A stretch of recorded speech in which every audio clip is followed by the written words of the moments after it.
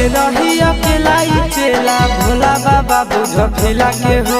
कबले रही अकेला चेला भोला बाबा बुझ फिला के हो। देवा घरा एलिया जामु जिला से हो छोड़ी ढीला लगाई दे मोर ढीला से हो। बाबा एलिया ना बात जिला से हो छोड़ी ढीला लगाई दे मोर ढीला से हो। कबले रही अकेला चेला भोला बाबा बुझ फिला के हो। कबले रही अकेला चेला भोला बाबा बुझ फिला के हो। देवा घरा एलिया जामु जिला से हो छोड़ी ढीला लगाई दे मोर ढीला से हो। देवा घरा एलिया बाका जिला से हो छोड़ी ढीला लगाई दे मोर ढीला से हो।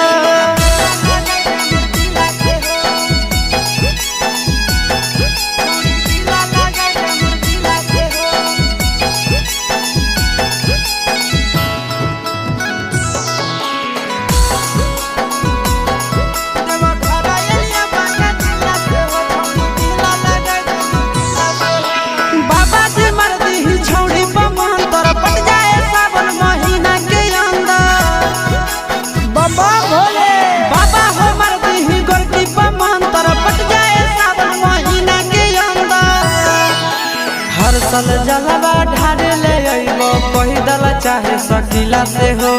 हर साल जलवा ढारे ले अइबो पैदल चाहे सकीला से हो। देवा घरा एलिया जामु जिला से हो छोड़ी ढीला लगाई दे मोर ढीला से हो। देवा घरा एलिया गाया जिला से हो छोड़ी ढीला लगाई दे मोर ढीला से हो। ए बाबा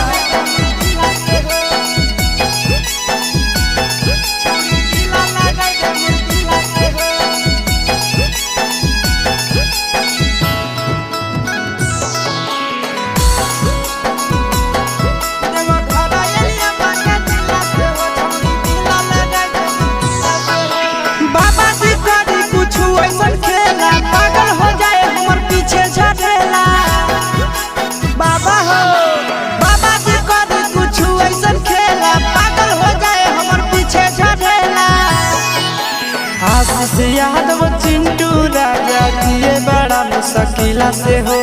आशीष यादव नंदन यादव जिए बड़ा मुश्किला से हो। देवा घरा एलिया मुंगेर जिला से हो।